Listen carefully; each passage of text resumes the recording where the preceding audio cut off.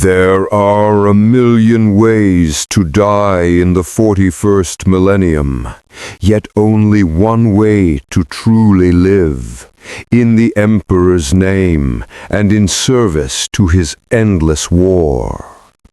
Across 1,000 battlefronts, the Imperium burns, screams, and bleeds beneath skies forever shrouded in smoke and ash.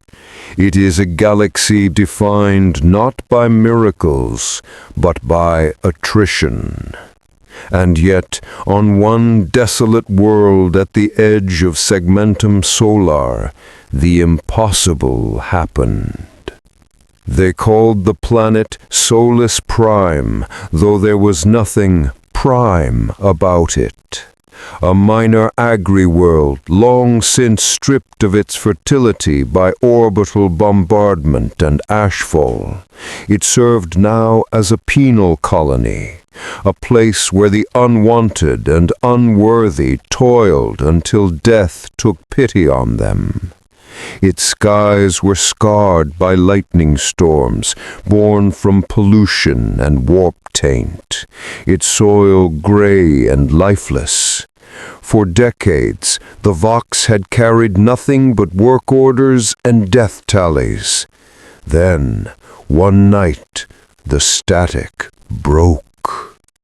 It began as a light.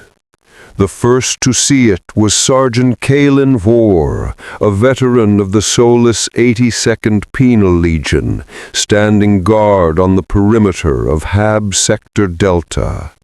He had seen orbital debris burn before, the husks of ships and satellites dragged into atmosphere. But this was different. The streak cut across the heavens like a blade of pure fire, brighter than any falling rock, purer than any flare. The ground trembled as it fell, and a voice, some claimed it was on every Vox frequency at once, whispered a single word: hope. The light struck beyond the ridgeline, turning night into day for a heartbeat. Kalen shielded his eyes as the blast wave rolled through the valley, shattering Hab windows and tossing servitors off their feet. Men screamed prayers and curses alike. Even the planetary governor's distant spire dimmed and flickered. When silence returned, all that remained was the stench of ozone and a smoking crater vast enough to swallow a Hab block whole. The Astrophic Choir reported nothing. The Mechanicus confirmed no orbital entries. The Inquisition, when notified, ordered silence until no further notice. But curiosity, that most human of heresies, proved stronger than obedience.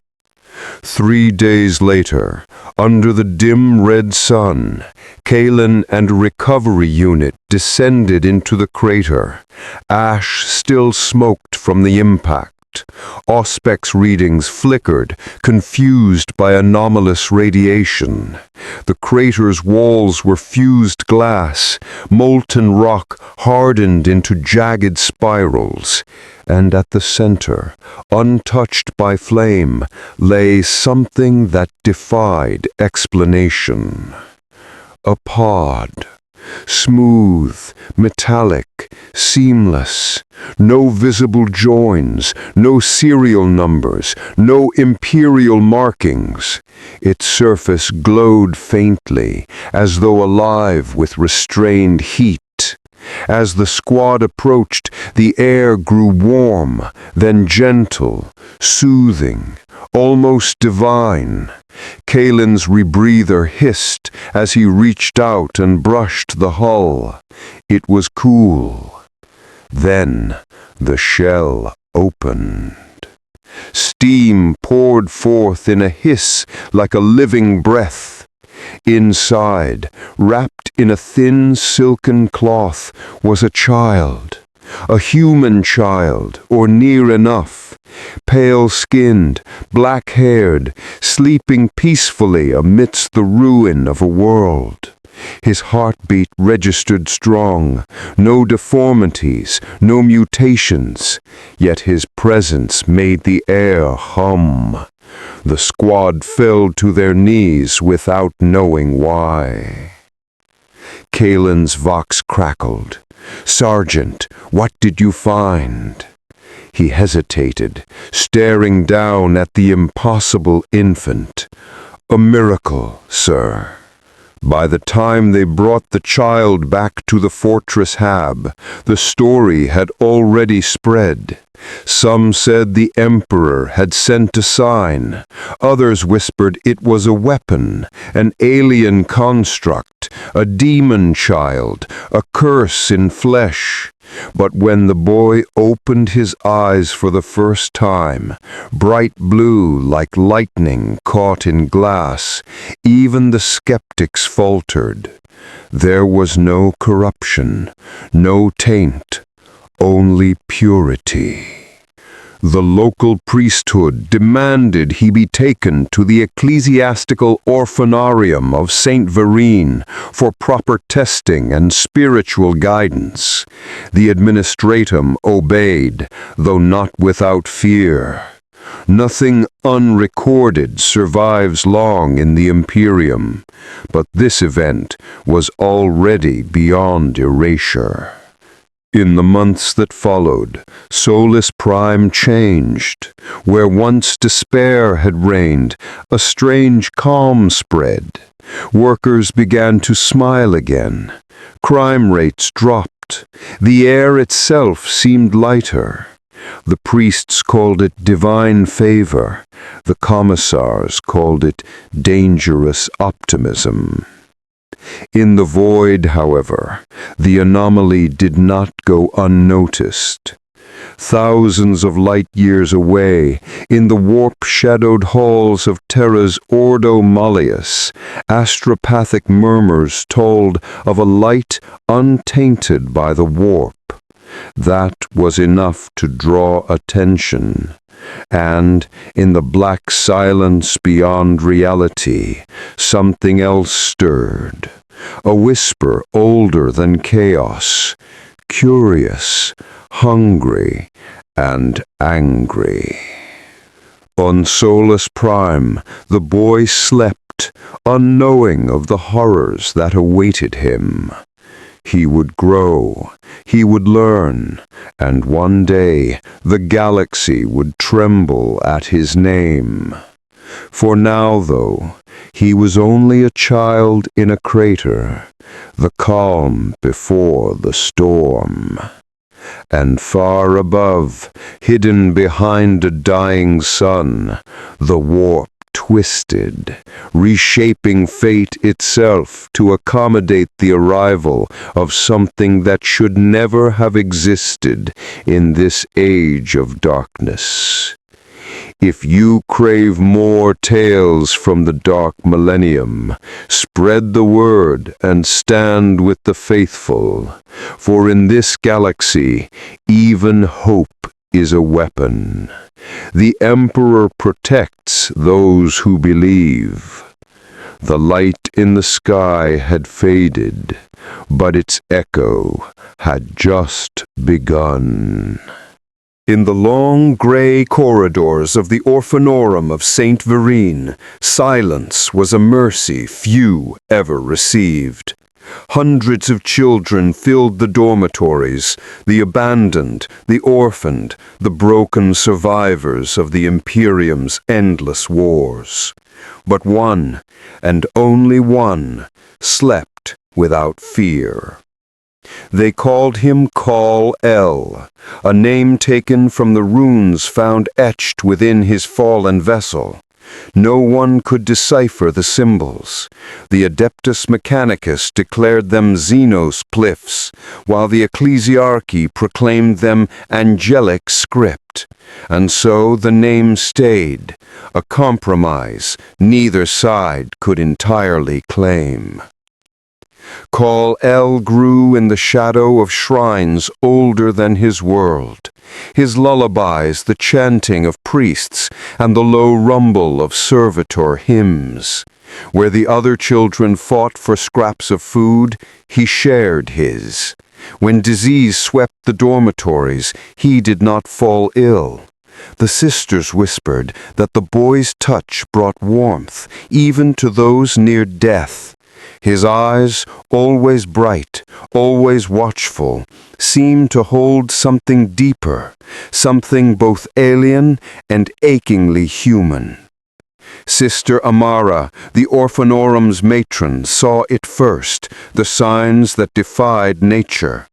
Kal-El could lift stones twice his size with childish ease. He could see through walls of thin metal and hear distant bells that rang across the city's cathedral spires. At night, when he thought no one was watching, he would climb to the rooftop and stare at the stars, whispering words in no human tongue. In the Imperium, such acts are never miracles. They are suspicions. One dawn, while the twin moons of Solus Prime hung pale in the sky, Sister Amara found her door sealed by the black sigil of the Inquisition. Her prayers froze in her throat. Inside her quarters stood Inquisitor Yorvan Malkai, clad in carapace armor etched with the sigils of the Ordo Hereticus. His bionic eye glowed red as it swept across her room. "Where is the child?" he asked. She knelt, trembling. "My lord, the saint you speak of." "Saint?" His voice cracked like a whip. "You mean the unregistered biological anomaly brought from an unlicensed crash site. Where is he?" Kal-El was taken that day. The guards came with auspex gear and psychic dampeners. The children screamed, reaching for him as he was carried away. He did not cry, only watched, confused, as Sister Amara clutched her rosarius and whispered, "The Imperium protects." The boy's testing began in the catacombs beneath the planetary cathedral. The Inquisition was thorough. Needles broke against his skin. Laser cutters failed to draw blood.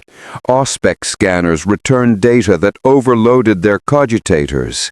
Energy signatures higher than any human source. Genetic readings unlike anything in the Imperial databanks.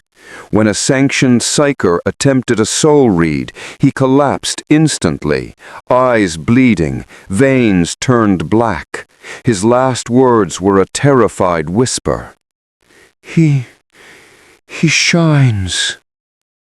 After that, the Inquisitor ordered containment. Kal-El was locked within an adamantium cell lined with null-field emitters.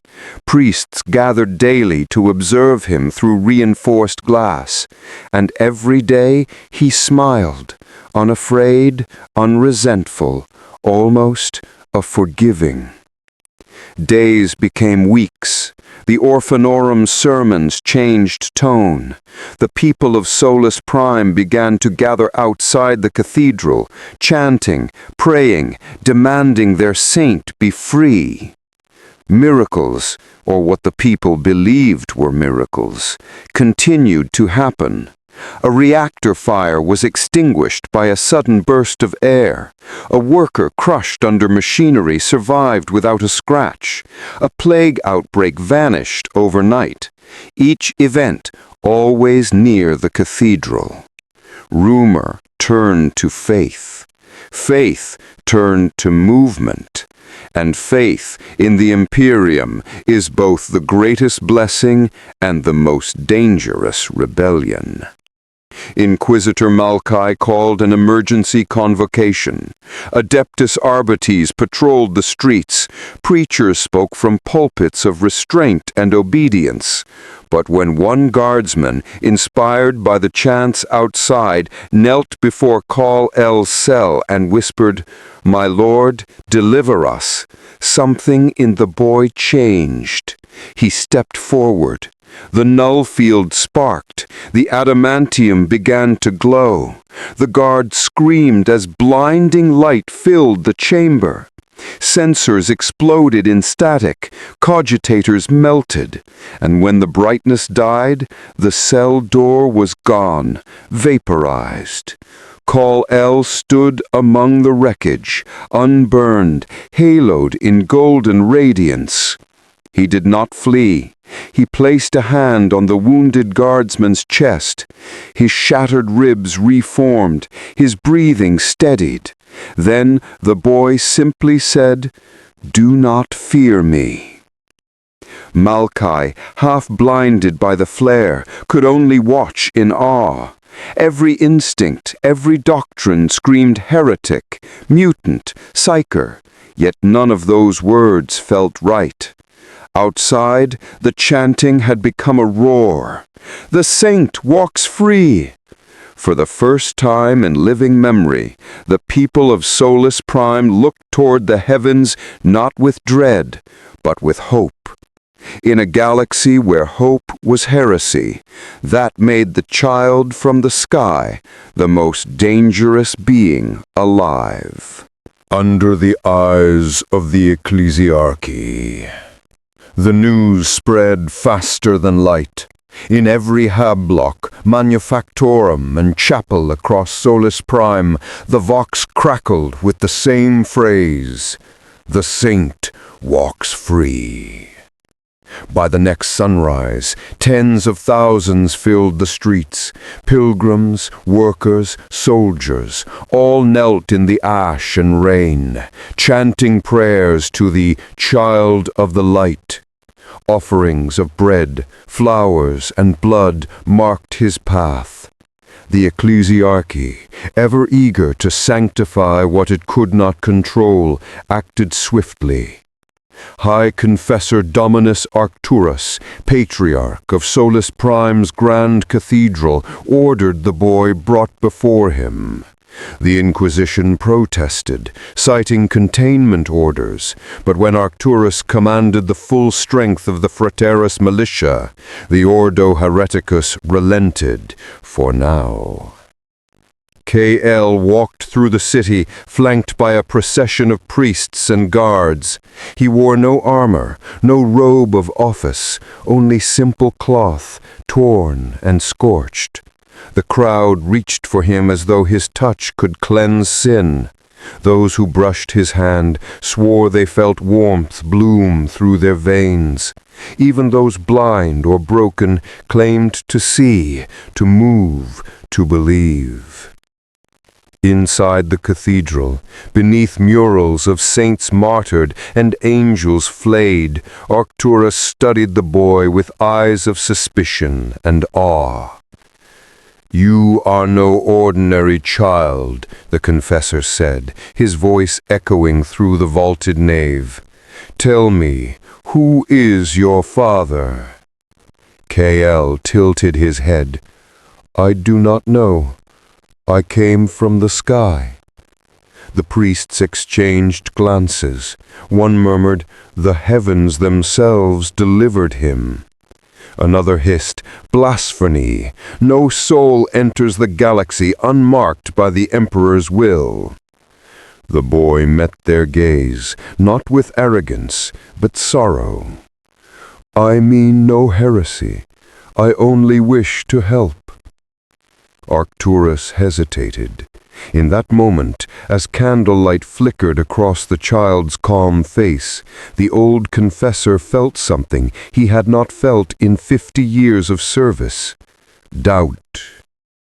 That same night, under the cathedral's fractured dome, the Inquisitor returned. "High Confessor," Malkai warned, "you court damnation. The boy's nature remains unverified, his power unmeasured, his origin heretical. And yet, Inquisitor, the Emperor works through miracles beyond our understanding. Miracles, Malkai spat. This creature broke containment with no psychic signature. He bends matter with thought, yet registers nothing to our sensors. He is no saint. He is an anomaly. The debate burned long into the night. But outside, the people's faith had already made its decision. KL was their savior. By the week's end, processions filled the capital. Statues were raised, crude effigies of a figure wrapped in light. Sermons were rewritten, invoking a second dawn, where even the darkest void would yield before the saint's grace. Arcturus' sermons reached fever pitch. He cried from the pulpit, "The Emperor has sent us his messenger. He walks among us, not in gold or armor, but in flesh uncorrupted. Kneel, children of the Imperium, for the light has come again." The administratum noted a 300% increase in productivity. The Arbites reported plummeting crime rates. Even the Mechanicus observed strange phenomena, reactors operating more efficiently near the cathedral, machine spirits humming with uncharacteristic harmony. And yet, in the Inquisition's sealed archives, unease festered. KL's blood, collected from a single needle that barely pierced his skin, resisted analysis. It reflected energy in impossible spectrums, even under null conditions. Cogitator readings described it as solar reactive, though the world of Solus Prime saw little true sunlight. The Magos overseeing the data muttered a phrase that spread through the ranks of the Ordo like wildfire. "He is powered by the Emperor's light itself." A dangerous thought, but worse, it made sense. By the end of the month, the boy's presence had reached the ears of the Adeptus Ministerum aboard Terra. Cardinals whispered of reincarnation. Prophets claimed visions of a golden figure descending amidst fire. The ecclesiarch ordered verification, quietly, discreetly. 3 fleets were dispatched under holy sanction to investigate. And, in the warp, something listened. From the depths of the immaterium, laughter rippled, the cruel mirth of entities who understood irony all too well. To see hope reborn in the galaxy of the dead was intolerable. A fragment of the great game shifted. Eyes aflame turned toward Solus Prime. The boy slept beneath the stained glass of the cathedral that night, unaware that his breath alone had changed the Imperium's fate. He dreamed of light, of a world bathed in a yellow sun, of laughter and fields and peace, things the Imperium had long forgotten. When he awoke, he heard something no one else could. A heartbeat across the stars, faint, distant, ancient. And then it was gone. Still with us in the darkness? Hit that like button if this tale chills your soul. And remember, even in the Grimdark, faith can be fatal. For a time, Solus Prime prospered. In a galaxy where even survival was a luxury, that alone was a miracle. But miracles do not last in the Imperium of man. Kal-El grew quickly, not merely in body, but in purpose. By his 15th year, he towered above grown men, his physique a sculpted reflection of something both divine and alien. His gaze held the depth of centuries, his voice calm but resonant, carrying through the thick smog like the tolling of a great bell. He no longer hid his strength. The first demonstration came when a transport convoy overturned in the Manufactorum.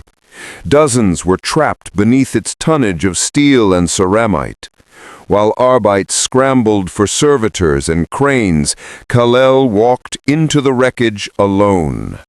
Witnesses later swore the earth itself trembled as he lifted the vehicle, 30 tons of plasteel, with his bare hands.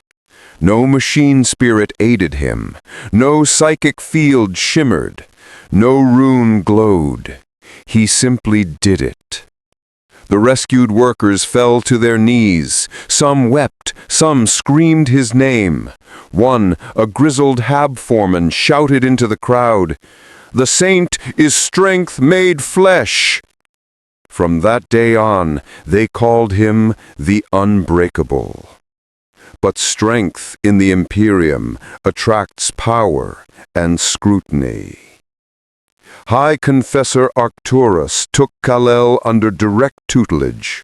The boy's days became filled with ritual lessons, the litanies of faith, the creed of the ecclesiarchy, the endless recitations of the emperor's divine supremacy.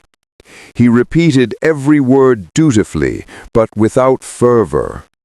When asked if he believed the emperor was his creator, he would answer softly, "I believe he teaches men to be better. That is enough." Such words chilled Arcturus, for they carried no heresy and yet no obedience. The Inquisition, of course, had never withdrawn. Inquisitor Malkai watched from the shadows, observing every act, every deviation from dogma. He documented the boy's capabilities with growing unease, flight over short distances, heat vision capable of melting adamantium, near immunity to weapons fire. The Inquisitor began to believe the impossible, that the boy was not empowered by the warp, but something outside it, a power neither holy nor demonic. It was an idea the Imperium had no language for. One evening, during a sermon broadcast to the entire planet, Kal-El spoke unbidden. The cathedral spires glowed with lumen candles as thousands gathered, their eyes fixed on the young man standing before the altar. Arcturus had prepared a grand address exalting the emperor's mercy. But before the confessor could begin, Kal-El stepped forward. He looked over the crowd, the miners, the soldiers, the orphans, the broken. He said, "You live in darkness, not because the light has died, but because you have been told to close your eyes." Gasps rippled through the congregation. Arcturus turned sharply. "Saint Kal-El, your words must speak truth," the boy interrupted, his voice firm. "If your emperor is so powerful, why must his people live in fear? Why do his priests demand pain to prove devotion? I have seen good men whipped for hunger, children burned for dreams. That is not light. That is shadow wearing light's mask." The air grew heavy. The Vox feeds broadcasting the sermon across the planet crackled, but did not cut out. Every word spread, every heretical syllable. Arcturus trembled. "You blaspheme!" Kal-El shook his head gently. "No, Father, I believe in kindness, in strength used to protect, in the power of mercy. If your emperor teaches that, then I follow him still." The crowd, uncertain, wavered between faith and awe. Arcturus saw rebellion in their eyes and fear in his own heart. The Inquisition would see this as sedition. The boy's charisma was infectious, his defiance inspiring.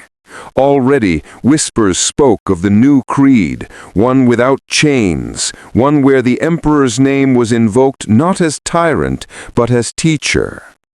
That night, riots broke out across Solis Prime. The Arbites opened fire. The faithful fought back. The planet trembled as doctrine and hope clashed in the streets. And through it all, Kal-El walked among the chaos, unarmed, unarmored, his eyes glowing faintly in the darkness. Bullets bounced from his flesh, flames parted around him. He carried the wounded to safety, extinguished fires with gusts of wind from his breath, and caught falling towers like a titan of old. Every act of mercy drew both admiration and accusation. To the people, he was a savior. To the ecclesiarchy, a threat. To the Inquisition, a weapon they could not control. When dawn came, thousands lay dead. Kal-El knelt amid the ruins, eyes full of anguish. He had wanted to save them, but his existence had brought them war. Above him, servitors broadcast the ecclesiarchy's decree. By order of the Holy Synod, the Saint of Solis Prime shall be remanded to Terra for divine judgment. Resistance will be met with purgation. A fleet was coming. Kal-El looked to the stars, his jaw set. For the first time his gaze hardened. "If they seek judgment," he whispered, "then let them see what true light is." Far beyond mortal sight, in the churning warp, two ancient eyes opened, and for the first time in 10,000 years, the gods of chaos agreed on one thing: they feared. The stars above Solis Prime were no longer silent. They blazed with the arrival of ships, cathedral-like silhouettes of gold and iron, each bearing the twin-headed Aquila of the ecclesiarchy. Their arrival split the skies with hymnal thunder as orbital voxcasters broadcast proclamations of piety and war. By decree of the High Synod of Terra, all loyal subjects shall stand witness to the judgment of the Saint of Solis Prime. Let none harbor doubt, let none shelter blasphemy. 12 bastions of faith, transports brimming with priests, missionaries, and frateres templar descended upon the planet. And at their heart came the flagship Sanctum Imperialis, carrying Cardinal Geryon, a man whose sermons had inspired crusades and burned worlds. The boy of Solis Prime was no longer a secret. He had become a symbol, and symbols were dangerous.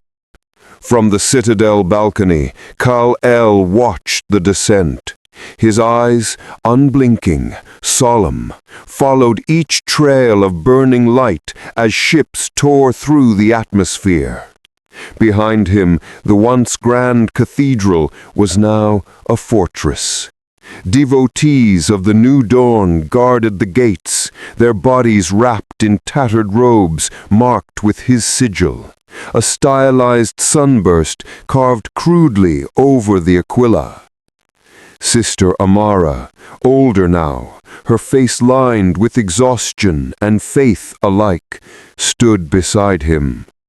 "They come for you, my child, not for truth, not for justice, for power. The ecclesiarchy fears what it cannot name." Kal-El's voice was quiet. "If their emperor teaches truth, they should have no need to fear me." "Truth?" She gave a brittle laugh. The Imperium doesn't survive on truth. It survives on obedience. He turned to her. Then perhaps obedience has killed too many. A silence stretched between them, heavy as the iron bells tolling below. When the cardinal's envoy arrived, the city trembled under their approach. Garion's procession filled the streets with golden robes and burning incense. Servo skulls hovered overhead, projecting his image onto the smoke-streaked heavens. A gaunt face with sharp, predatory eyes. Kal-El descended to meet him, flanked by his followers and by Sister Amara, who clutched her rosarius like a weapon. Saint Kal-El, Garion began, his voice magnified by cherubim vox servitors. By decree of the High Synod of Terra, in the Emperor's holy name, you stand accused of false sainthood, heresy, and the corruption of imperial faith. Murmurs rippled through the crowd. Kal-El's eyes glowed faintly, not in anger, but sorrow. I sought only to help, to heal, to give hope. Hope is our gift to give, not yours. The Emperor alone is light. You are an unblessed fire, a spark that will burn this world to ash. Kal-El took a slow breath, his tone steady. If he is light, then why do you keep his people in darkness? The crowd gasped. The Frateris Templar raised their weapons. The air crackled with tension as the cardinal's face twisted. Blasphemer! Garion spat. By the power vested in me, I pronounce sentence. The Saint of Solus Prime shall be purged in the Emperor's fire. Let his ashes prove the purity of faith. The order was given. Bolters roared, incense turned to smoke and blood. Kal-El moved. Bullets shattered against his chest. Flamers ignited, but their fire curled harmlessly around him like ribbons of light. He advanced through the storm, his expression unreadable, his steps measured. When he reached the front line, he raised his hand, not to strike, but to stop. A single gesture, and the weapons bent, warped by sheer force. Enough, he said. The word carried across the battlefield like thunder. The air itself seemed to hold its breath. Even the cardinal faltered.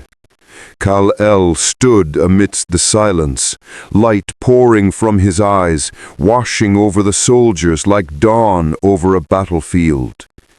Enough now, he said. No more killing. Not for me, not for him, not for fear. And then, miracle or blasphemy, the weapons of the Frateris Templar disassembled in their hands. Bolters melted, flamers cooled, and every soldier fell to their knees, overcome by something they could not explain. Some prayed, some wept. The cardinal screamed for artillery fire, but the vox-wehangs crackled and died. Every circuit overloaded. The sky itself dimmed, as if refusing to bear witness. Kal-El approached the terrified old man. I am not your enemy, he said gently. But if you raise your weapons again, I will stop you. The people deserve peace. You've forgotten what that word means. Garion trembled, staring into eyes that shone like captured suns. You speak heresy with the tongue of angels. Then perhaps angels were meant to question gods. By nightfall, the ecclesiarchy forces had retreated to their orbiting ships, leaving behind smoldering icons and shattered faith. The Inquisition watched from the void. Inquisitor Malkai's report to Terra was terse and damning. Subject Kal-El exhibits reality-defying abilities consistent with Xenos-grade physics manipulation, religious impact escalating to planetary rebellion. Recommend exterminatus unless retrieval feasible. He paused before sealing the file, muttering quietly to himself, or perhaps salvation. On the surface, the fires of faith burned bright and unstable. Some proclaimed Kal-El as the true son of the Emperor, reborn in flesh. Others called him a false prophet. Civil war brewed beneath the banners of belief. And in the Imperium, the ruinous powers turned their gaze upon this radiant anomaly. The light hurt them, but fascination bred cruelty. "Let him shine," hissed Tzeentch, the changer of ways. "The brighter the flame, the sweeter its ruin." In the shadows of the warp, plans began to weave. Treads of madness seeking to twist the symbol of hope into a weapon of despair. The galaxy had noticed. The Imperium had judged, and somewhere, far away, something ancient and golden stirred upon the golden throne, its soul flickering, just once. A heartbeat. The tension builds. Subscribe to witness more tales from the dark millennium. Comment your theories below. What corruption stalks our saint? When the Inquisition comes, they do not knock. They descend. From orbit, black ships, sleek, fanged, and cold as a void predator, cut through Solus Prime's atmosphere, trailing contrails of flame and vox static. No banners marked them. No hymns accompanied their arrival. Only silence and dread, the kind that makes men pray even when they no longer believe. The people of Solus Prime had seen priests, soldiers, and saints, but the Inquisition was something else. A force that unmade truth itself, reshaping it into whatever version of reality they required to preserve the Imperium's fragile stability. And at their head came Inquisitor Malkai Thane of the Ordo Heresicus, the Emperor's unsmiling blade. The shuttle's ramp hissed open upon the cathedral courtyard. Malkai stepped out, flanked by silent Grey Knights whose armor gleamed like storm cloud steel. His eyes, pale blue, mechanical, rimmed with data feeds, swept across the waiting crowd. Every motion betrayed discipline honed through centuries of sanctioned paranoia. The faithful knelt, the heretics hid, the saint stood. Kal-El waited at the far end of the courtyard, beneath the shattered aquila, sunlight bleeding around him like a halo. Sister Amara stood nearby, her habit torn, her eyes wary. "Inquisitor," she greeted with cautious reverence, "we did not summon you." "No one ever does," Malkai replied. As he approached, servo skulls orbited him, their lenses recording everything.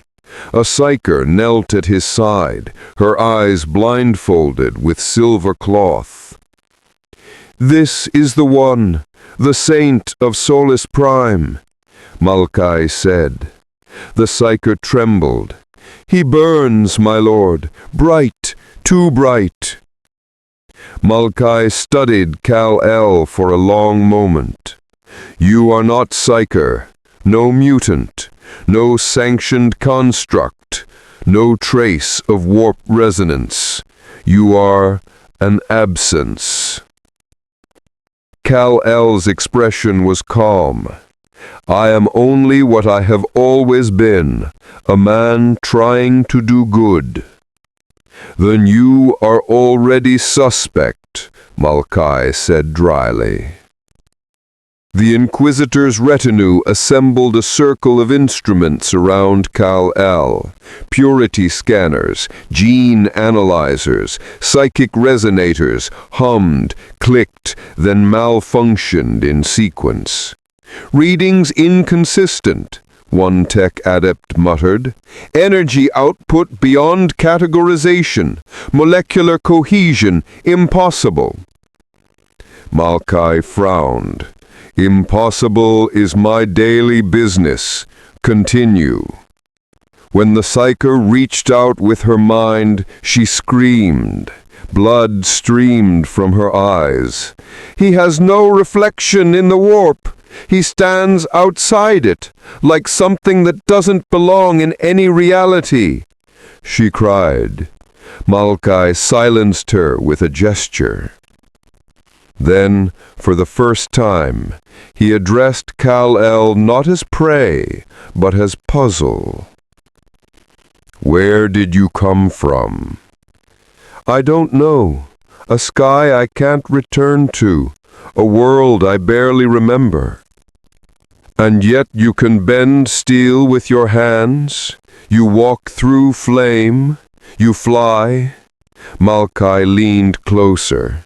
In any other age they would have called you a god. Here you are a threat to the Imperium itself. Kal-El's gaze was steady. Then your Imperium is afraid of its own salvation. That made Malkai pause. His cybernetic eye flickered. Salvation is not our purpose. Survival is. Hours passed as the tests continued. Blood samples that vaporized, Auspex readings that registered both infinite mass and none at all. Kal-El endured each in silence, more patient than any human saint could be. At last, Malkai dismissed his adepts. The courtyard was empty but for him and the alien Messiah. You've caused quite a storm, the Inquisitor said, his voice almost weary. The ecclesiastici demand your execution. The people whisper your name like prayer. The Ordo Xenos wants your body on a dissection table. Kal-El looked up at the sky, at the faint shimmer of orbital ships beyond the clouds. And what do you want, Inquisitor? He hesitated. It was the first time in centuries that he didn't have an answer. Finally, he said, Truth, whatever that costs. That night, Malkai observed from the shadows as Kal-El walked among the wounded. The so-called saint's touch mended broken bones. His eyes burned through disease. He did not take credit, did not demand worship, only peace. It unnerved Malkai. Such mercy, and yet he should not exist. He murmured into his Vox recorder. The recording caught something else then, a low hum, soft as a choir in the wind. The sky shimmered faintly. A voice, not warp-born, not divine, echoed faintly across the mind of every psyker on Solus Prime. He is not ours, whispered the Imperium itself. He is a wound upon reality, a god that cannot be corrupted, a paradox. The next morning, Malkai met him again at dawn. "You know the Imperium will never allow you to live," he said. "I know, but they can't stop what I've already done." Malkai's brow furrowed. "And what is that?" Kal-El smiled faintly. "I reminded them they can choose, even here." The Inquisitor regarded him in silence, torn between duty and awe. Finally he said, "You are not heresy, Kal-El. You are hope, and hope is far more dangerous." He turned, cloak whipping in the dust. "I will not report your death, but I cannot protect you. The moment the High Lords hear your name, they will send extermination fleets." Kal-El nodded. "Then I'll give them something to believe in before they come." Malkai paused at the gate. "For your sake, pray they don't believe too much." From orbit, the black ships rose once more, silent and grim. But in his private chamber, Malkai recorded a final sealed message to Terra. "Subject Kal-El is beyond classification. If he is Xenos, he is unlike any known species. If divine, then the Emperor's shadow dims beside him. I cannot determine whether he is mankind's salvation or its end." And far beyond Solus Prime, across 1,000,000 screaming stars, psychic echoes of that name began to spread. Worlds whispered, prophets dreamed, even the Chaos Gods paused to listen. "A light outside the warp," Teench mused. "Perhaps we have found the one thing we cannot twist." "Then we shall break it," Korn hissed. The game had changed. The galaxy was watching, and the Imperium would soon answer with fire. Solus Prime was no longer the same world. Within weeks of the Inquisitor's departure, the entire planet moved as though caught in the pull of something greater, something radiant and terrifying. The Saint of Solus Prime was no longer a rumor whispered in the dark. He was a living legend, seen descending from the upper atmosphere with flames at his feet, lifting collapsed hab-blocks from ruin after a quake, stopping shells mid-flight before they struck the city walls. His eyes burned with solar light. To the faithful, Kal-El was proof that the Emperor still walked among men. To the Administratum, he was an administrative nightmare of unprecedented proportions. To the Inquisition, he was a ticking apocalypse. The world teetered between worship and war. In the Manufactoria slums, murals appeared overnight, the saint shielding the weak with his bare hands, standing against daemons, his cloak like sunlight through storm. Each day pilgrims arrived by the millions, some walking entire continents just to kneel where he'd once stood. They came from hive worlds and death worlds, carrying relics of the Emperor, hoping Kal-El would bless them. He did. He healed the sick, lifted the dying into sunlight, repaired machinery with his hands alone, the steel flowing like wax at his touch. The Adeptus Mechanicus called it impossible techno-miracle. The locals called it faith. Even the Astra Militarum stationed nearby, hardened veterans who'd seen entire battalions consumed by the warp, found themselves lowering their weapons around him. Feels wrong to point a lasgun at a man like that. You feel cleaner just being near him. But not all saw it that way. In the catacombs beneath the grand cathedral, High Confessor Arcturus met in secret council with Sister Amara and other high-ranking clergy. The tension was thick as incense. "The Inquisition's silence cannot last," said Amara. "They will return, with an army this time." "They dare not," Arcturus replied. "The people would riot. The faith of a world now rests on this boy. The ministerium cannot oppose a miracle that increases devotion." A tech priest's vox grill crackled. "Devotion breeds instability.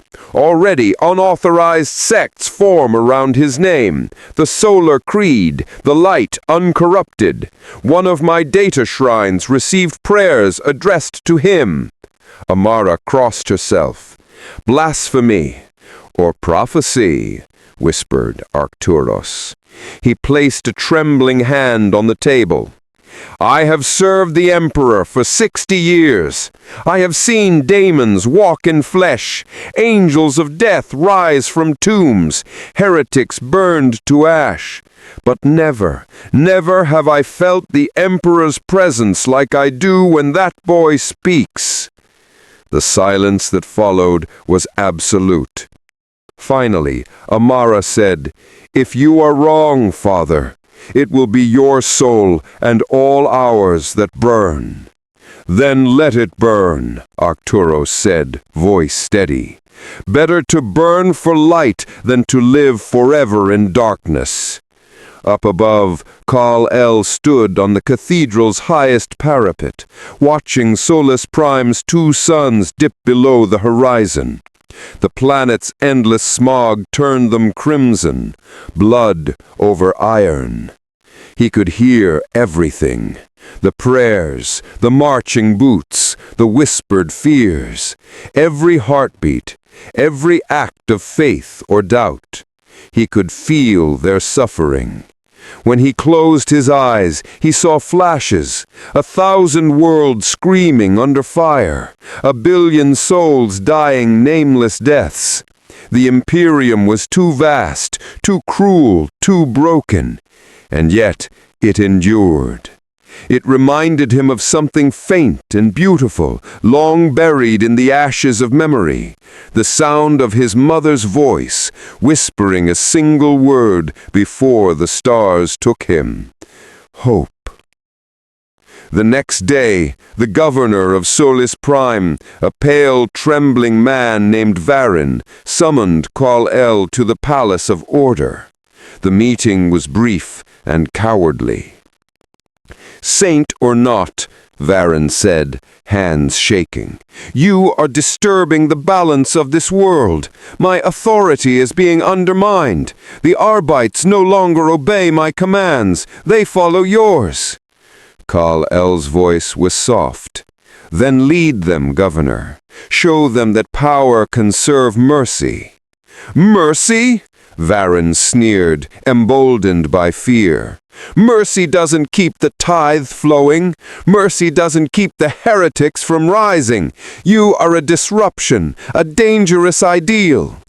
Kal-El's eyes glowed faintly, not in anger, but sorrow. "Then your empire is built on sand." The governor's hand slammed the alarm rune. Within seconds, the chamber filled with Arbites. They aimed their shotguns, trembling. None fired. "Stand down," Kal-El said, his voice calm but resonant, cutting through fear like sunrise through fog. One by one, the soldiers lowered their weapons. The governor's courage collapsed with them. "The Inquisition will come for you," he spat, "and they'll burn this world to keep their truth intact." Kal-El turned away. "Then let them come. I will not hide." That evening, Kal-El walked through the slums once more. The people reached for him as he passed. Children followed in his wake. He smiled faintly at them, but his mind was elsewhere. Above, something shimmered in orbit. Ships, not imperial, too organic, too alive, and in the void a shadow laughed. Deep in the void, far beyond Solus Prime, tendrils of psychic awareness stirred. Tisinch watched with all 9 of his eyes, his laughter echoing through eternity. Hope in the Imperium of man? Oh, what a delicious heresy! He whispered through the dreams of men, twisting faith into fanaticism. On Solus Prime, small cults began to argue, some proclaiming Kal-El as a new emperor reborn, others condemning him as a false god. The first riots began before dawn. Sister Amara stood watching the chaos from the cathedral steps, her hands gripping her bolter tight. Behind her, Kal-El descended silently, light gathering around him. "Tell me, sister, what happens when faith turns to fear?" She looked up, eyes filled with grief. "In the Imperium, my lord, it always ends in fire." Still with us in the void? The light grows, but so does the darkness. Subscribe if you dare follow the saint's path. And remember, even hope can damn a world. The Cathedral of Solus Prime had withstood a dozen bombardments, survived 5 purges, and seen the ashes of 100 saints. But on that night, as riots bled through the streets and banners of the Solar Creed clashed with those of the Orthodox Ministorum, it trembled for the first time in centuries. From the parapets, Sister Amara watched the fires spreading through the city's lower hive. Pilgrims fought arbites in the streets. Mechanicus data priests burned unauthorized effigies of Kal-El, even as mobs chanted his name. The air was thick with incense, lasfire, and faith. And above it all, the boy who had fallen from the stars descended once more into chaos. Kal-El landed in the square before the cathedral, his feet cracking stone. The light of the burning habs reflected in his eyes, gold and red, like suns colliding. Around him, the faithful dropped to their knees, crying out prayers that merged into incoherent devotion. "Sanctus Solus, deliver us! Blessed be the light uncorrupted! Forgive us, Lord of the sky!" He raised his hands. "Please!"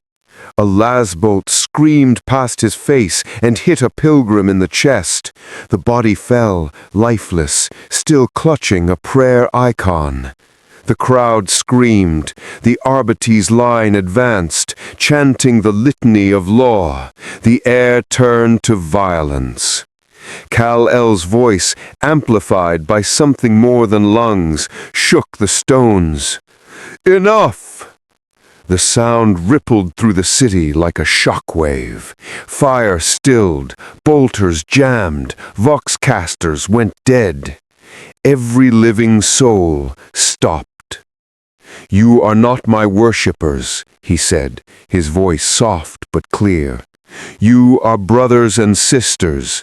The light I bring is not for thrones or temples. It is for you." A silence deeper than faith followed.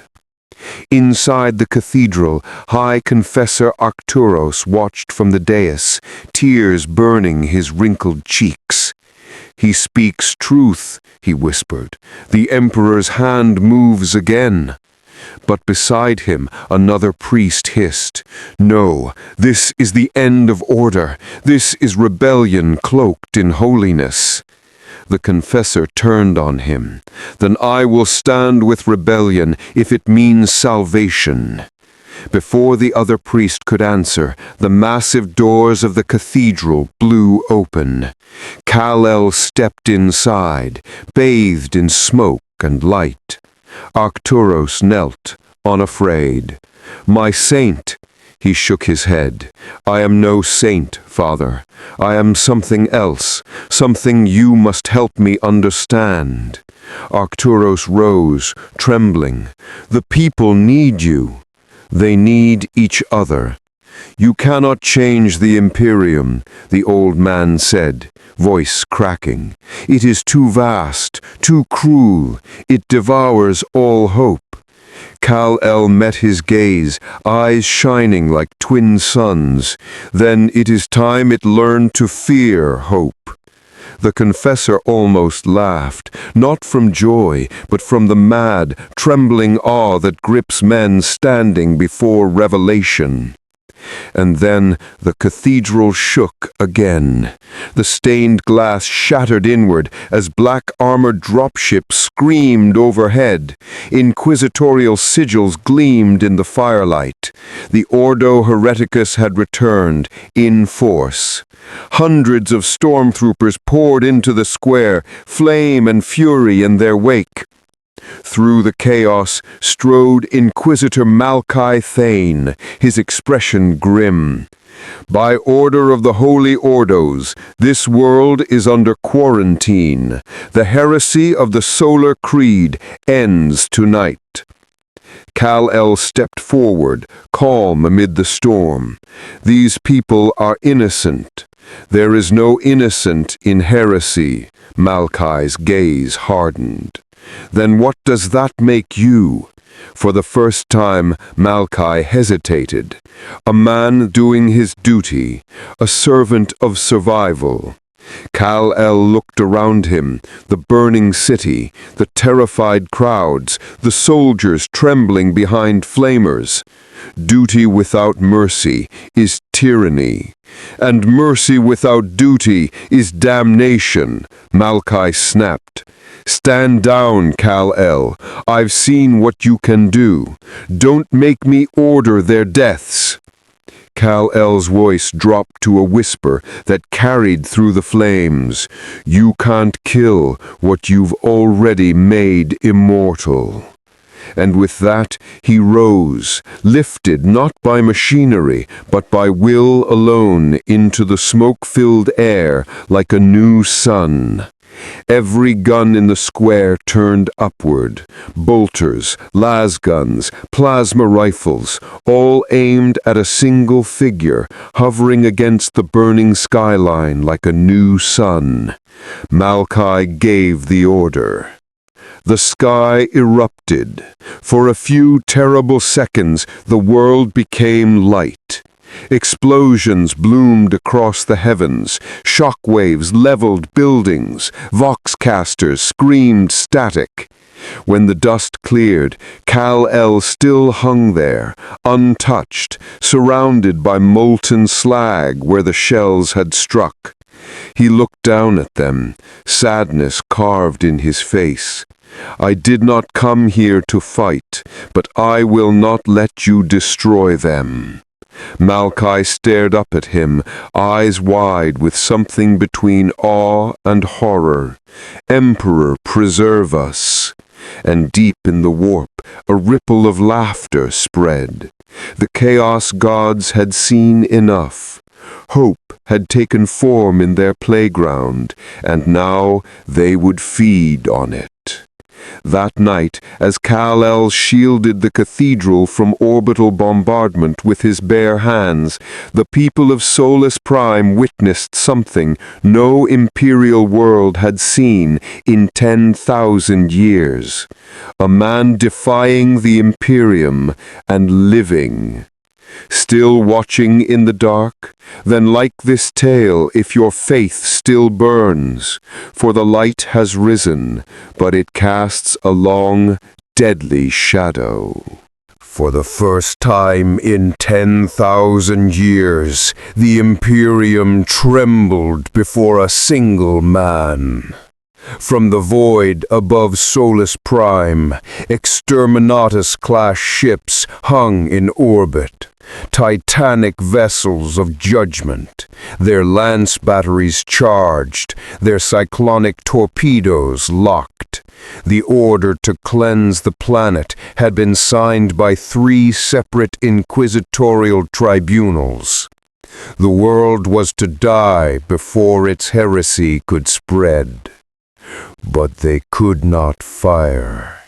Every attempt to initiate the sequence ended in failure.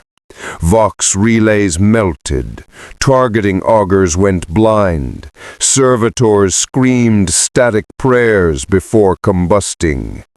And below, Kal-El stood atop the cathedral spire, hands raised to the heavens, his eyes blazing brighter than any reactor core.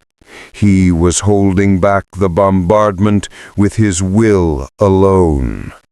The people called it a miracle. The Inquisition called it an anomaly. The Mechanicus called it technological heresy beyond measure. But no matter what they named it, they all felt the same thing: fear. Within the palace fortress, Inquisitor Malkai Fane watched the hololith projections flicker with interference. He's doing this. He's dampening orbital weapons fire. No psyker alive could...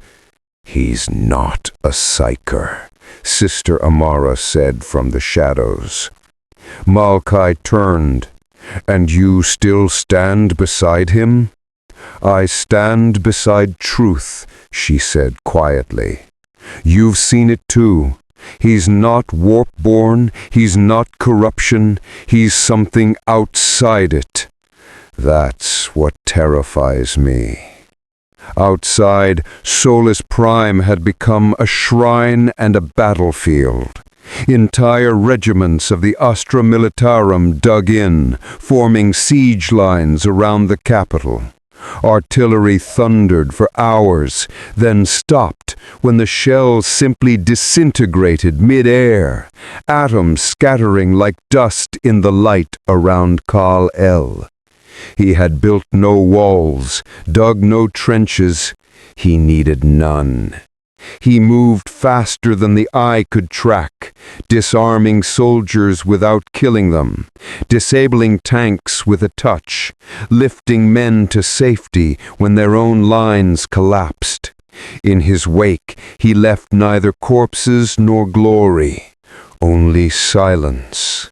And in that silence, something worse began to grow: belief. The soldiers began to whisper. He saved my unit from our own bombardment. He stood in the open and didn't flinch. He told us to stop fighting, and we did. Faith spreads faster than plague, and in the Imperium, both are equally deadly. Inside the Inquisitorial Command bunker, Malkai listened to the latest reports, his bionic fingers tapping the edge of a data slate. 3 battalions have refused orders. They're laying down arms and joining the pilgrim lines. Malkai's jaw tightened. And the Ecclesiarchy. They've declared him a sanctioned miracle. The Cardinal himself is calling him the Son of Light reborn. Malkai's composure cracked. That fool doesn't understand what he's unleashed. He slammed his hand onto the table. Every empire in history has fallen to this, not to guns, not to daemons, but to hope. At that same moment, in the streets below, Kal-El knelt beside a dying soldier.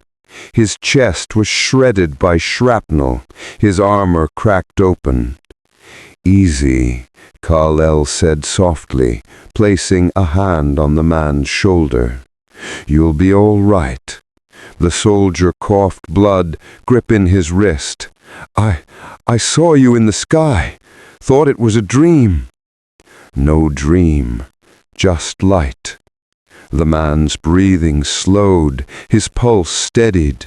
The wounds began to close, not with psychic flame or nanotech, but with warmth. Nearby, Sister Amara watched in silent awe. Every act of mercy draws more to you, but mercy is forbidden in the Imperium. Then maybe it's time someone broke their laws, Kal-El replied. Amara looked down. You're turning this world against Terra itself. You understand what they'll do. I've seen what they've already done. He rose, gazing toward the night sky, where faint pinpricks of light still lingered, the exterminatus fleet waiting for clearance to kill them all.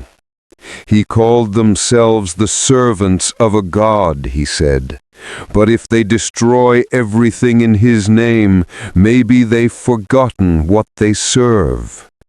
That night, Kal-El flew higher than he'd ever gone, through the storm clouds, through the upper atmosphere, into the void. For the first time since his arrival, he saw the stars as they truly were, cold, endless, cruel. The Imperium stretched across them like a scar. He closed his eyes and reached out with senses that defied physics, searching for that faint heartbeat he had heard before, the one across the stars. This time it answered. A voice, ancient and weary, whispered through the vacuum. You are not of this age, child, but you are needed here. He recognized it instantly, the same faint echo he had heard in the warp when the boy he was first awoke on Solus Prime. Who are you? He asked. A memory of a man who once saved humanity, and a warning. They will never let you live, Kal-El, because they remind them of what they should be. The voice faded, leaving only silence and an idea that would soon ignite the stars. Kal-El descended back to Solus Prime as dawn broke, landing amid the faithful who had kept vigil all night. "Saint of Solus, show us the way!" they cried. He looked across their desperate faces, soldiers, mothers, children, even Mechanicus adepts stripped of their augmentics in repentance, all of them waiting for something beyond survival. And then he said the words that would shatter the galaxy. The Emperor's light lives in you, not in thrones, not in cathedrals, not in laws written by fear. If the Imperium demands your obedience, give it your faith instead. Faith in what humanity can still become. The word spread through the Voxnet before any censor could stop them. Within hours, entire regiments mutinied rather than fire on Solus Prime. The High Lords of Terra took notice. In the silent chambers of the Golden Throne, a dying emperor, or the thing that remained of him, stirred ever so slightly. Across the warp, daemons screamed in rage, and somewhere deep within the immaterium, the Chaos Gods turned their gaze fully upon Kal-El. They would not allow hope to exist in their galaxy. They would make a god bleed. The warp burned that day. A new radiance seared through its roiling madness, not the golden light of the Astronomicon, not the false illumination of demons, but something pure. Every navigator in the Imperium screamed, every astropath bled from their eyes. A flare brighter than any sun erupted across psychic space, and the great eye of terror blinked. Kal-El had become a beacon, and in doing so had committed the ultimate sin. He had created hope that the warp could not devour. Far beyond Solus Prime, aboard the vengeful Rapture, War Master Kyrion Abraxas received the reports with grim disbelief. The Astronomicon signal flickered, and then another light appeared beside it, not of the warp, not of the Emperor. Abraxas leaned forward, his armor groaning under the strain. Impossible. There is only one light for mankind. Not anymore. This one burns outside the warp's grasp. Abraxas stood, his shadow falling across the hollow display. Then it must be extinguished. He turned to his command staff. Summon the Astartes. Every chapter in this sector will converge. We march on Solus Prime. The planet below prepared for siege. Millions of refugees crowded the streets, praying openly to the Son of Light. Imperial ships arrived daily, some to join the crusade against him, others to defect and defend him. The skies above the world became a funeral shroud of warring banners, the crimson of the Blood Angels, the silver of the Grey Knights, the black of the Inquisition. Even the Adeptus Mechanicus deployed their Titan legions, massive god machines walking the deserts of Solus Prime, their weapons aimed toward the capital. And through it all, Kal-El stood unmoved. Sister Amara approached him as the thunder of engine shook the horizon. They're coming with everything, space marines, titans, orbital strikes. You can't stop them all. I don't have to. Just one. One? He looked to the sky. The one who leads them. On the bridge of the flagship, Abraxas gave the order. Planetfall, no survivors. As drop pods screamed through the atmosphere, the first waves of Astartes struck the capital's defenses. The ground exploded with bolter fire and plasma. Faith met fury. Kal-El moved like a storm through the carnage, faster than the human eye, faster than Auspec's sensors. He caught a dreadnought's fist mid-swing and hurled it across the square. He shattered a Land Raider's cannon with a single strike. He disarmed a Grey Knight mid-incantation and whispered, "You don't have to fight me." But they always did, because in their eyes he was not salvation, he was blasphemy given flesh. In the upper skies, Abraxas descended in his drop pod, clad in Terminator plate, relic blade drawn. He landed amidst the wreckage, smoke and ash curling around him like incense. Alien, you stand in defiance of the God Imperium's domain. He growled, his voice booming through the vox. If your Emperor truly serves humanity, then why do you rule through fear? Because fear keeps us alive. Fear keeps you obedient. Abraxas lunged, striking with speed that split the air. Kal-El caught the blade, and the ground beneath them cratered.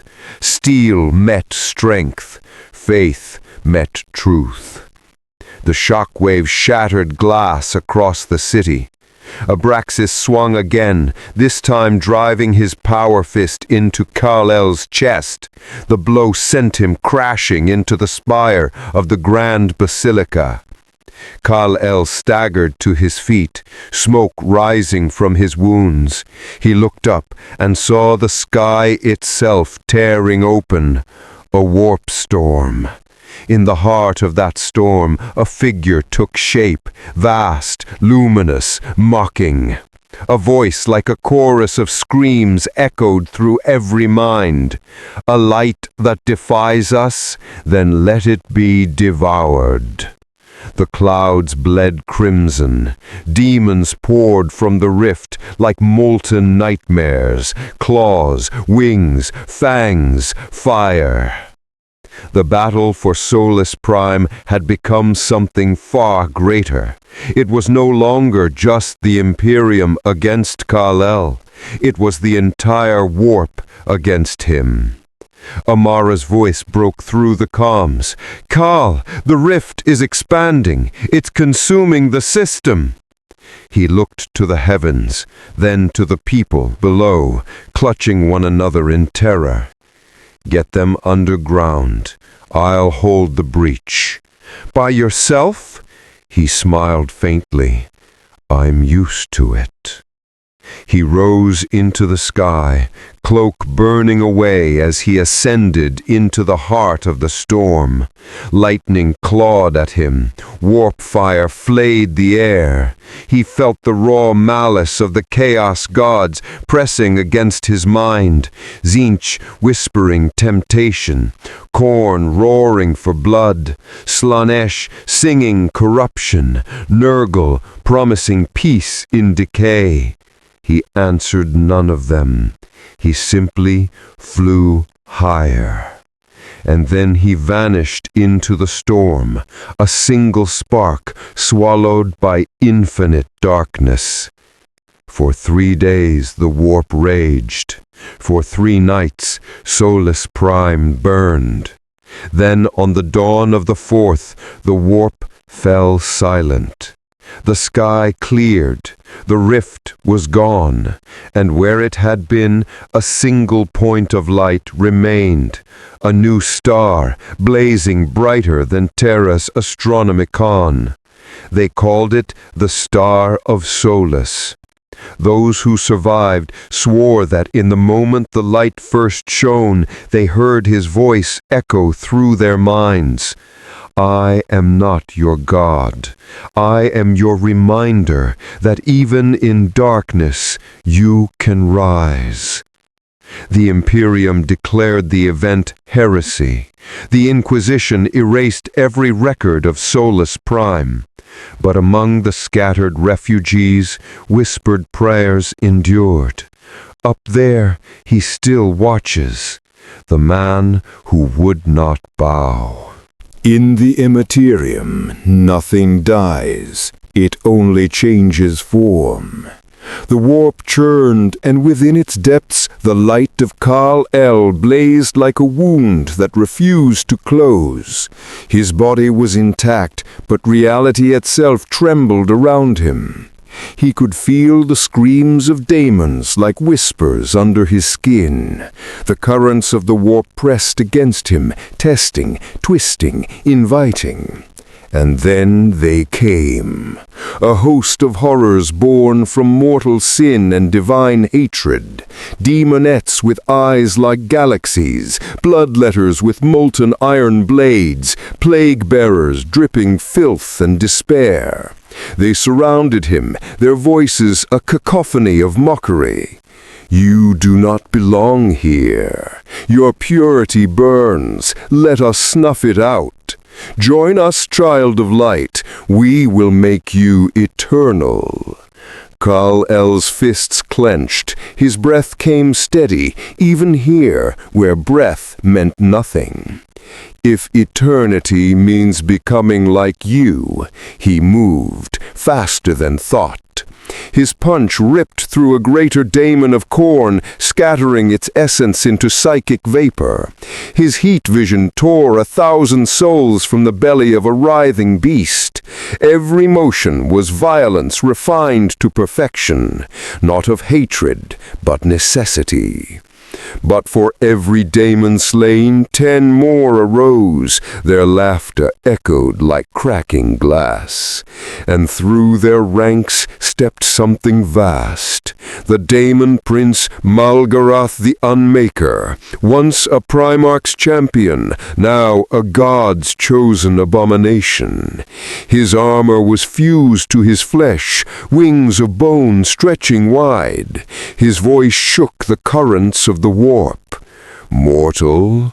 No, you are something older, purer, a thing that should not exist in this place. Kal-El hovered, eyes burning. I am from a world that believed in hope. Malgarath grinned, teeth like razors of obsidian. Then let us see how long hope lasts when torn apart. They collided. The shockwave sent daemons spiraling into oblivion. Warp fire erupted in waves of entropy.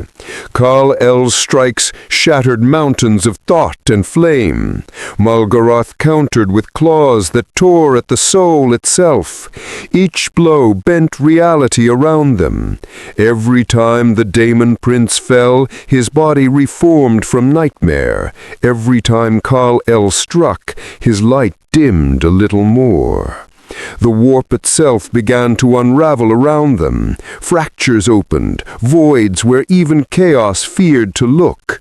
Malgarath laughed, ichor spilling from his wounds. You think you've won, Kryptonian? Here your strength means nothing.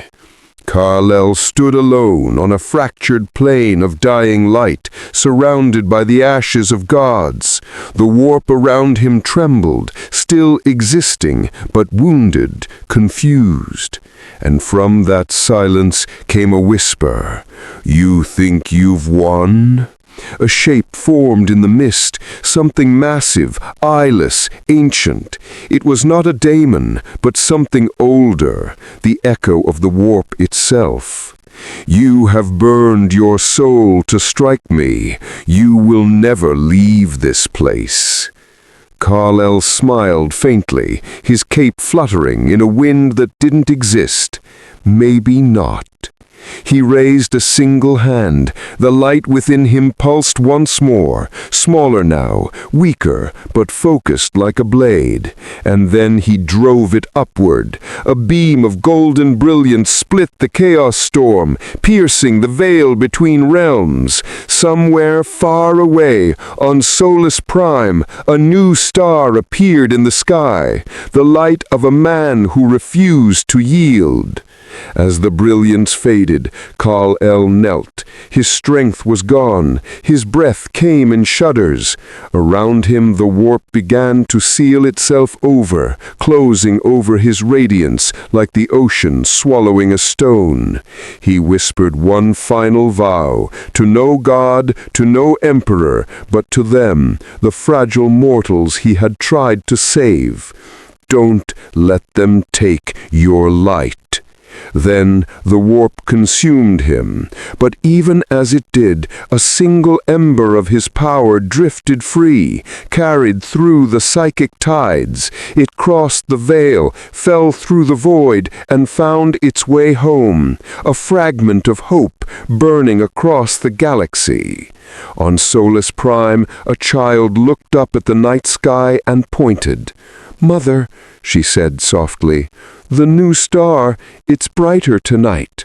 Her mother smiled, weary but alive. Then someone must still be fighting for us. The galaxy shuddered in the wake of the impossible. The rift had closed, Solus Prime lived, and yet nothing was as it had been. In the aftermath of the warp storm, the world's skies no longer reflected the Emperor's light, but something new, a steady golden radiance emanating from the heavens. They named it the Star of Solus, but in hushed whispers, among the faithful and the fearful alike, another name began to spread: the Eye of the New Sun. The surviving population of Solus Prime, less than 1/10 of its former billions, began to rebuild amid the rubble. Statues of the God Emperor, once towering over every plaza, now lay half-buried beneath the debris. In their place, simple effigies rose, sun-shaped, unmarked, unblessed, but radiant. And when dawn broke, those effigies glowed, not by circuitry or flame, but something unseen, something that answered prayer with light. Sister Amara awoke in the ruins of the basilica, wrapped in bandages and silence. Her body was broken, but her faith, in what she no longer knew, remained. As she rose, she saw pilgrims kneeling in the courtyard outside, their voices rising in gentle hymns to him. He rose into the storm and gave us the sun. He fought the demons and returned to light. He watches from beyond the veil. Her heart clenched. She had believed in the Emperor all her life, in his sacrifice, his divinity, his eternal will. But now she felt something else. Not distant holiness, not blind obedience. Warmth. Real, tangible warmth. Far above, aboard the inquisitorial flagship Sanctum Veritas, the high conclave gathered to decide the fate of the system. 13 inquisitors stood in shadow, their faces hidden behind rebreathers and gold masks.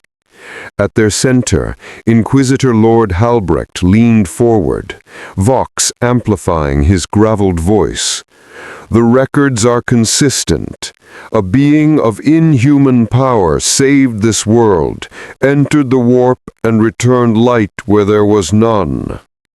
An angel? One asked. A Xenos, another spat. A Hertech abomination. No angel of the Emperor would act without his command. Halbrecht gestured toward the holodisplay, a spectral image of Kal-El during his final stand. He bled, he wept, he spoke of mercy. And mercy, another hissed, is weakness, heresy disguised as hope. Silence fell. Halbrecht's next words came like a blade drawn in a cathedral. Then what if the truth is true? What if he was not a servant, but a god? The chamber erupted in fury. Blasphemy! Seize his tongue! The Emperor is the one true god! But Halbrecht did not stop. What if we have worshipped a corpse for 10,000 years while the living divine walks among us? His words hung like radiation. Then the gunfire began. Bolter rounds ripped through the council chamber. Blood splattered across purity seals and sacred texts. By the time silence returned, half of the inquisitors were dead. Halbrecht stood among the corpses, eyes wide, breathing hard. Then let the truth be damned, he whispered, for it's already too late. He turned toward the viewport. The star of Solus had grown larger, brighter, closer. It pulsed once like a heartbeat. Across the galaxy, reports spread like contagion. In hive cities, candles lit themselves at dusk. On Furge worlds, power generators hummed with inexplicable energy. Psychics fell to their knees, tears streaming from their eyes, whispering, "I can feel him." The light of Solus burned through the warp, untainted by demons or corruption. And to those who stared long enough, visions came. Of a man in blue, hands outstretched, eyes glowing with compassion rather than judgment. The imperial cult was fracturing. On Terra, within the sealed vaults of the ecclesiarchal palace, the High Lords convened in terror. Archdeacons denounced the event as a test of faith. Scholars claimed it was a chaos deception, but the people of the Imperium had already decided otherwise. They had seen miracles not granted by the Emperor in millennia. Hospitals reported spontaneous healings. Ships once lost in the warp returned unscathed. Worlds long silent reappeared on the Astronomicon grid. The age of darkness had dimly brightened, and for the first time in 10,000 years, humanity asked the forbidden question: what if the Emperor has sent another? But in the depths of the warp, something ancient stirred in response. The Chaos Gods whispered among themselves, not with anger now, but fear. He wounded us, he changed the current, his light persists, a splinter in the soul of eternity. And so they began to plan. If they could not corrupt the Kryptonian, they would corrupt those who worshipped him. Back on Solus Prime, the cults began. They called themselves the Solarians. Their symbols, the radiant sun, the uplifted hand, spread faster than any sanctioned creed. But soon some began to twist the message. Where he had spoken of mercy, they saw conquest. Where he had shown compassion, they saw domination. Where he had given hope, they saw power. Statues grew taller, hymns grew louder, the warmth grew possessive. And Sister Amara, who had once walked beside him, felt the unease spreading like infection. The light that saved them was now the spark of a new war. In her private prayer cell, she whispered to the sky, "If you can still hear me, please guide us." The air shimmered. For an instant, she swore she saw him, a shadow of light and memory, smiling faintly. Then the vision faded, leaving only warmth on her hands. But as she looked closer, she saw it was not sunlight. It was fire.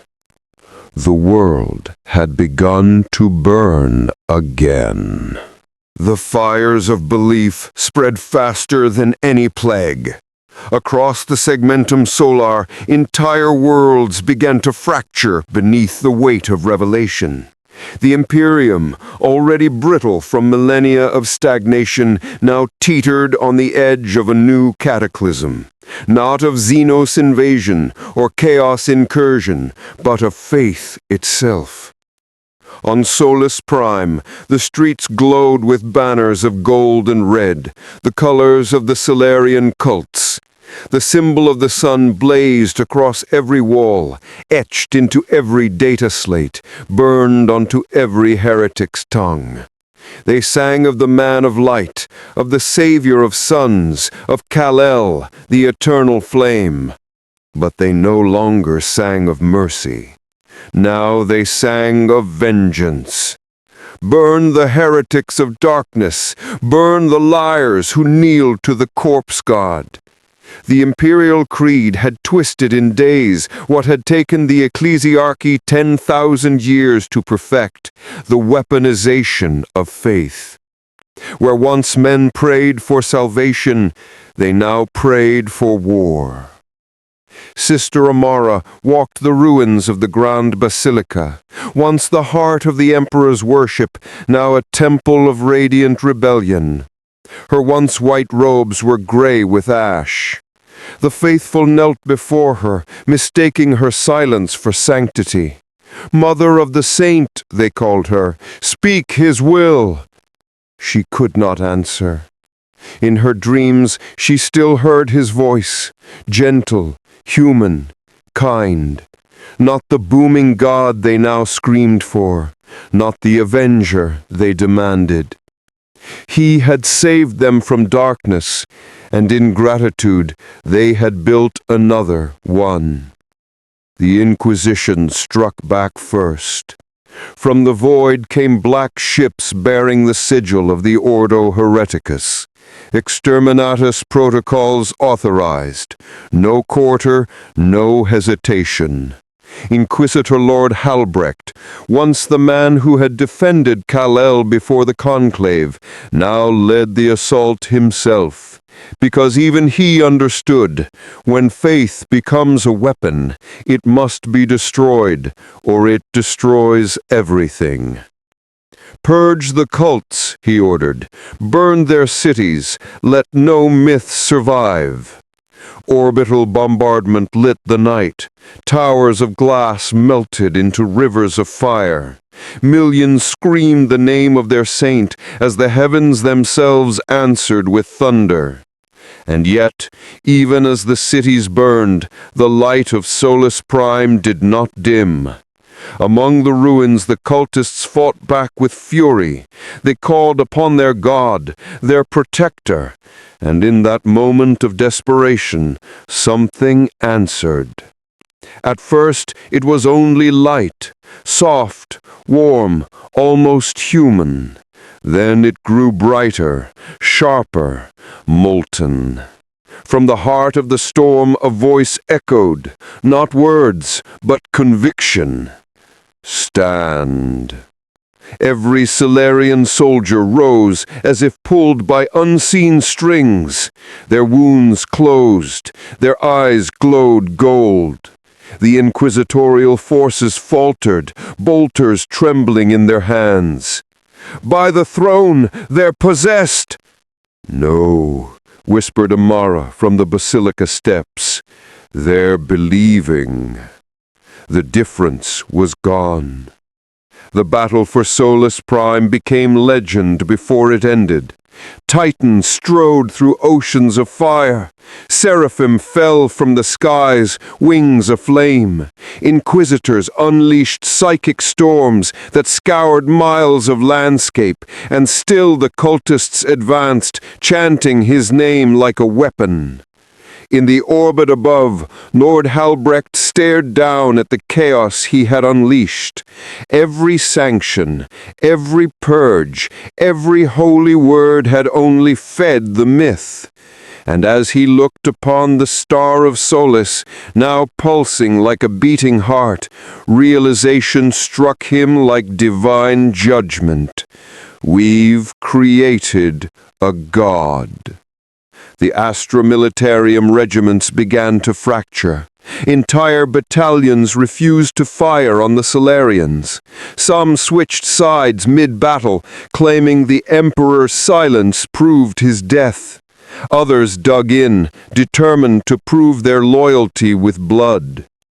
On the 8th day, a single regiment, the 144th Cadian, laid down their arms and began to walk, unarmed, toward the enemy. The Solarians did not kill them. They embraced them. By nightfall, half the planet's Imperial Guard had defected.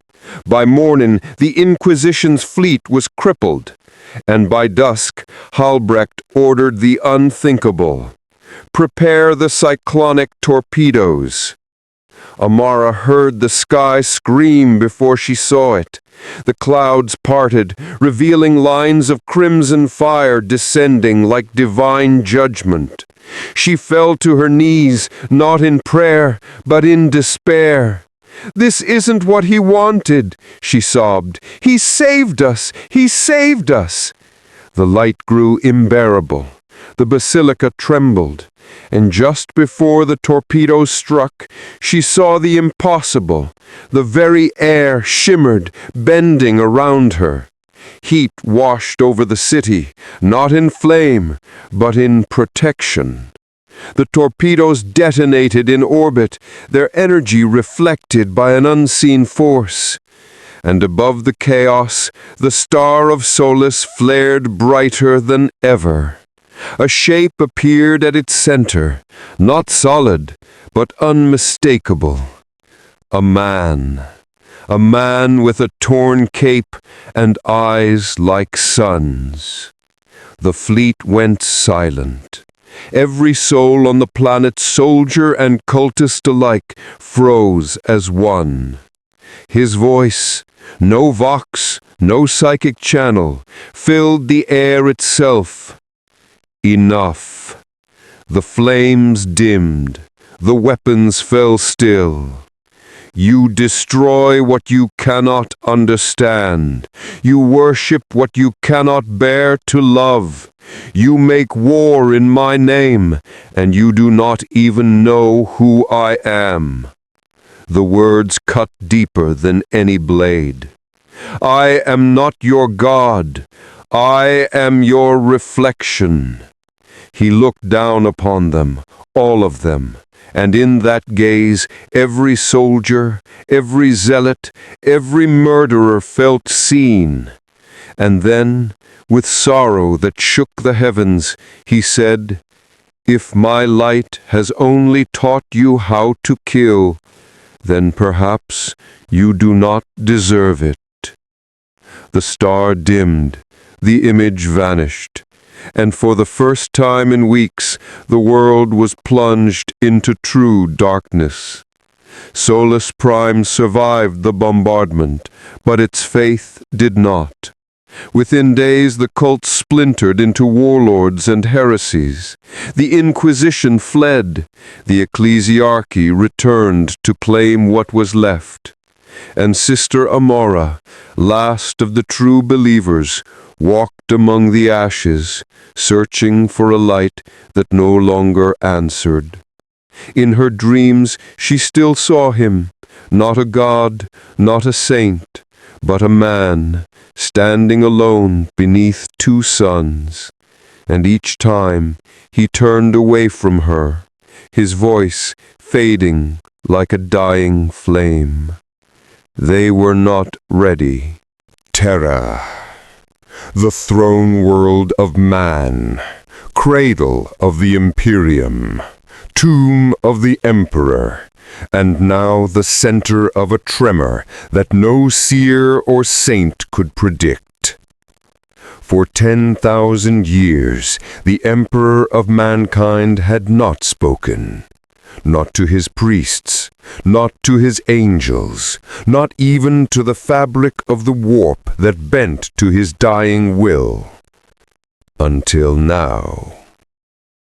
Within the Sanctum Imperialis, the Adeptus Custodes knelt in silent ranks, their halberds gleaming beneath the cold light of the throne's golden aura.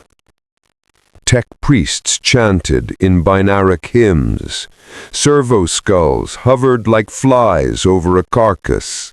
The master of the Adeptus Astrona Telepathica wept as his mind bled from the strain of holding the Emperor's psychic presence at bay.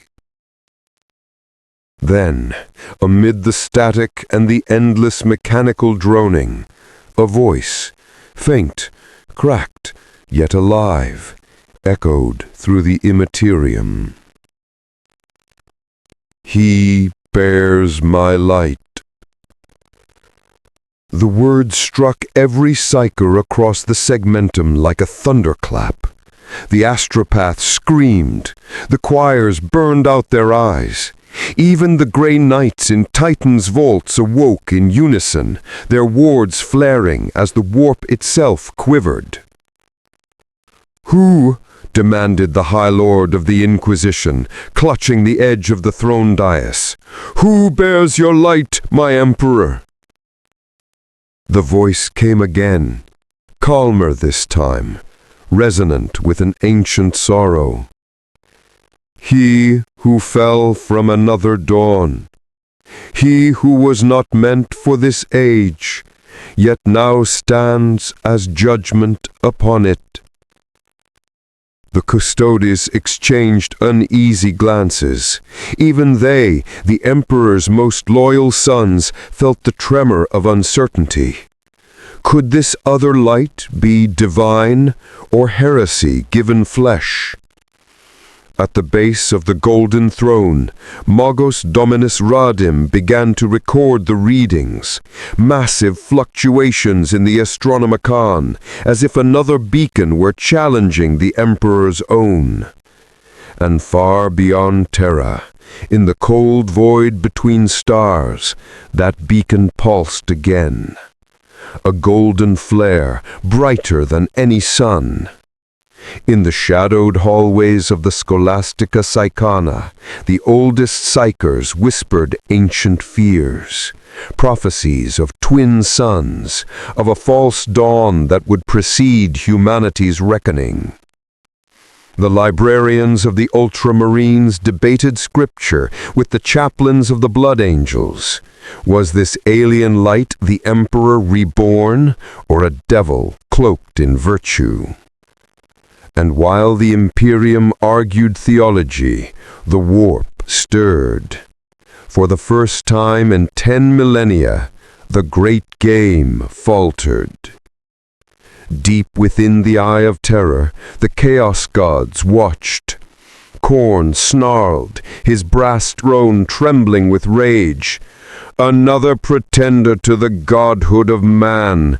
Let him come, let him bleed. Tazinch only laughed, his voices overlapping infinitely. Oh no, dear brother, this one does not play our game. This one refuses the board entirely. Slaanesh leaned forward, eyes shimmering like violet stars. He glows with pain, exquisite, righteous pain, the kind that comes from endless compassion, the kind that always breaks. And Nurgle, ancient, bloated, kind in his own diseased way, merely chuckled. Poor child, he wishes to save them. He will join us soon enough. Together they watched the mortal realm tremble. A single soul of perfect morality, untainted by chaos, unbound by faith, was far more dangerous than any daemon or saint, because perfection inspires hope, and hope is the most dangerous infection of all. The Emperor's psychic flame flickered violently. His guardians tightened their ranks, unsure if they were protecting him or the galaxy from what might emerge. He bears my light, the voice repeated, now fading. But he is not my son.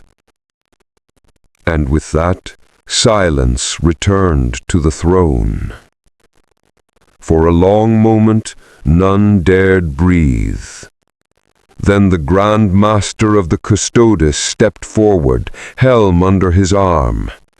"Summon the Grey Knights," he commanded. "Summon the Primarchs if they yet live. The Emperor has spoken." Across the Imperium, the message spread through every psychic relay, every encrypted vox, every prayer shard hidden in the void. The Emperor has spoken. Entire worlds erupted in hysteria. Faithful and heretic alike claimed to know what it meant. The ecclesiarchy declared a new crusade, the War of Twin Suns. Half the sector pledged allegiance to the Emperor's true light. The other half fell to their knees before the man of light who had saved them. The galaxy split down the middle, and from both sides the same words rose in prayer. He is the light of mankind, but which he none could agree. And in the ruins of Solus Prime, Sister Amara stood alone before the shattered basilica, staring up at a sky that no longer glowed. Her faith, once pure, now twisted between two names, one ancient, one new. "Kal-El," she whispered, or Emperor. The wind gave no answer, but in the deep cold of the void, something vast stirred between the two beacons, one golden, one black, and for the first time their light began to merge. The galaxy trembled. Two lights, one divine, one alien, flared across the void, each reaching for dominion over the hearts of humanity.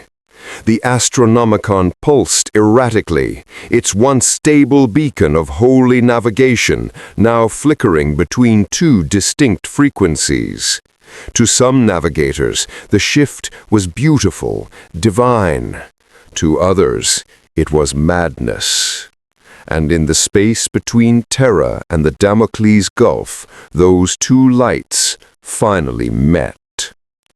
Kal-El, Superman, floated amid the void, his cape torn and scorched from weeks of relentless battle. His skin glowed faintly gold, absorbing what little solar radiation reached him through the warped stellar dust. But his eyes no longer held the serenity of Earth's protector. He had seen too much. Entire worlds atomized by the Inquisition's purges. Millions burned alive in the name of a god chained to a throne. And in his dreams, a voice, cold and infinite, whispered from the warp. "You cannot save them. They do not wish to be saved." Superman clenched his fists. "I'll save them anyway." Across the void, the Imperium's might gathered. The phalanx of Rogel Dorn gleamed like a second sun, surrounded by dozens of chapter fleets, ultramarines, blood angels, black templars, and the resurgent Sons of Dorn. Thousands of Astra Militarum regiments filled the void like insects, banners raised high, prayers echoing through their vox channels. And at the heart of it all, aboard the Arch Mechanicus Omnisia's will, stood the Grey Knights. Grand Master Kaldor Drago himself led them. His armor shimmered with runic wards, and upon his pauldron gleamed a sigil newly carved. The False Sun. He looked out into the void where the alien light flickered. "Prepare the gate of absolution," he ordered. "The Emperor's word has been spoken. The heretic must be tested." Superman saw them first, thousands of ships coalescing into formation, like a metallic storm. His enhanced senses detected every energy signature, every weapon charge, every whispered prayer across the Vox. He had faced gods before, Darkseid, Doomsday, cosmic tyrants beyond comprehension, but never faith, never this. He broadcast his voice across every imperial frequency, his words resonating through the void like thunder. "People of the Imperium, you have been lied to. The one you worship is dying, but you don't have to die with him." Millions heard him, billions perhaps. Some fell to their knees in awe, others screamed blasphemy. And aboard the phalanx, Chapter Master Marnus Calgar clenched his gauntlet. "All batteries, command, fire!" The void ignited. Lance strikes of sunfire plasma ripped through the darkness, streaking toward the lone Kryptonian. Superman raised his hand, his eyes glowing bright white. The first barrage struck him, explosions blooming like miniature stars. He didn't flinch.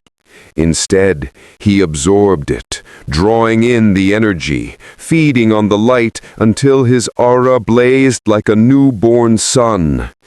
I don't want to fight you, but I will not let you burn another world." He moved. Faster than thought, faster than light, he shattered cruisers with a flick of his wrist, dismantled macro cannon shells mid-flight, and ripped the prow from a battle barge as if it were made of paper. The Imperium fought back with everything it had: cyclonic torpedoes, psychic storms, Mechanicus void nets, null fields that dimmed even his glow. And yet he kept coming. Then a tear opened in the void. Not warp, not real space, something older. A shimmering gate of golden light, carved in runes no mortal could read.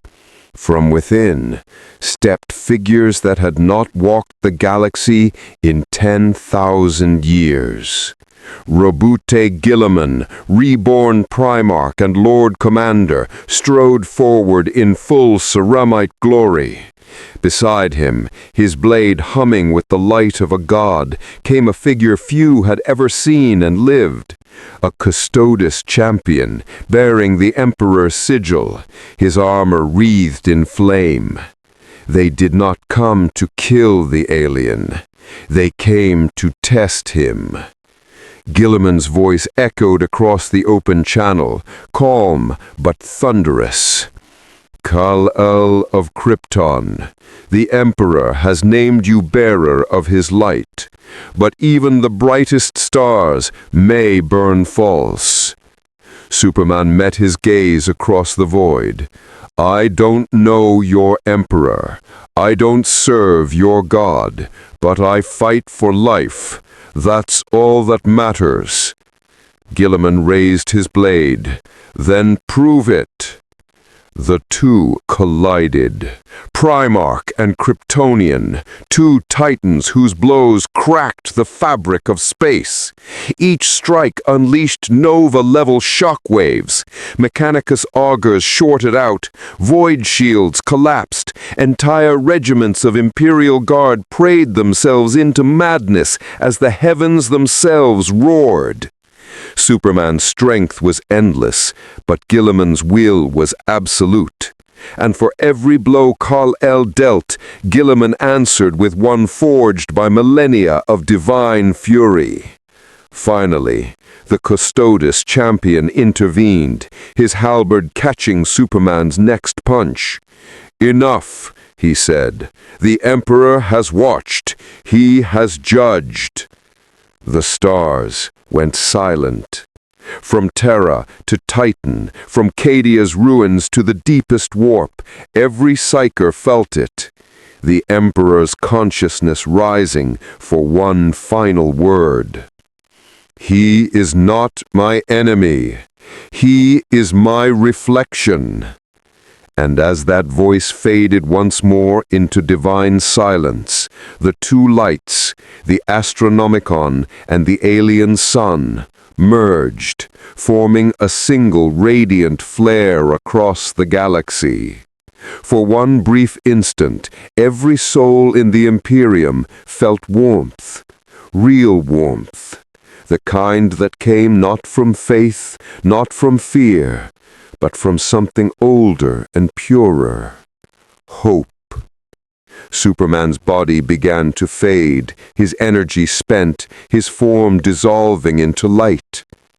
Guilliman reached out, hand trembling. "What are you?" Kal-El smiled faintly. "Just a man trying to do the right thing." And then he was gone.